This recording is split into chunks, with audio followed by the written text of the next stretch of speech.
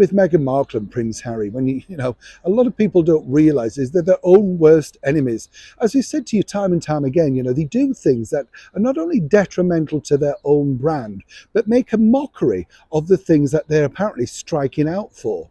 As we saw recently with, of course, the former royal, the Duke of Sussex, Prince Harry, he had to back down in his battle with a major press baron over here in the United Kingdom. And allegedly that's going to cost him something on the tune of going up to 1 million. He was advised against it, but of course he knew better. But as I said to you before, it's always about the lawyers that do well. When it goes wrong, it's never their fault. They can step back and suddenly they advised you, but it was you in the end, that signed on the dotted line. This is now looking the very same way for Prince Harry with his ongoing battle against his father's Metropolitan Police, that's right, and the protection team that look after senior royals for the Crown.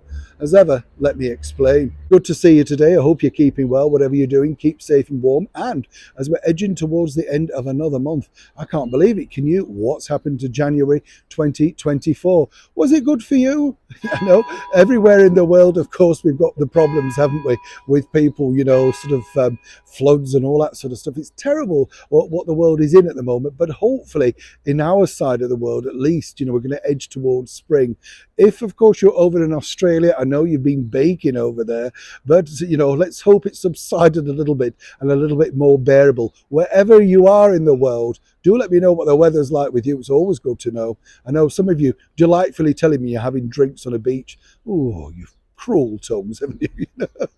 Back as ever to your royal story of the day. Now, this is fascinating, seriously, because, of course, Prince Harry, as we know, is battling towards the British Metropolitan Police, and it's still ongoing. This is all about that he wants protection for himself as and when his cable TV's actress wife, Meghan Markle, ever decides to grace us once again with her presence. I'm sure trumpeteers will be out along the mall. It's such an important thing. As we've told you many times before, they've been offered protection literally from the Met Police and, of course, the security team surrounding senior members of the British monarchy. But Harry is pushing ahead and wants more. This is the problem. But of course, now it looks like he's put his big foot in it. And that's all thanks to turning up over in Jamaica. You see, with Jamaica for the premiere of that Bob Marley premiere, it was recently alerted to the fact that, well, they have problems of their own. Let me explain. You see, the US State Department issued this travel alert about Jamaica on the 13th of the 1st of this month. Violent crimes such as home invasions, armed robberies, sexual assaults and homicides are common. Sexual assaults occur very frequently. It appeared that this would not affect, of course, Harry and Meghan, so they glibly went along in their reduced security team. But now a very well-placed source at the Met Police tells me that this could in fact be used as part of their investigation.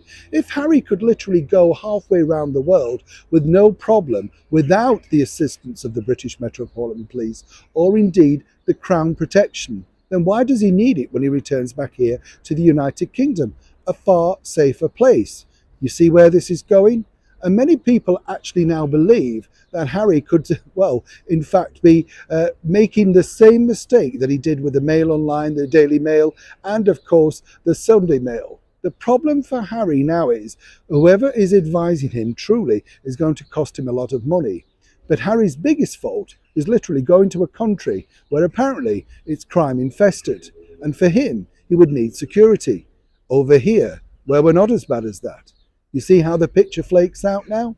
And once again, Harry and Meghan are pushing forward, and more importantly, at a huge expense to the British taxpayer, which in the end will fall on me and, of course, reflect very badly on His Majesty the King, Queen, and the Prince and Princess of Wales. But once again, it's all about what Meghan wants, right? Neil Sean in the very heart of London.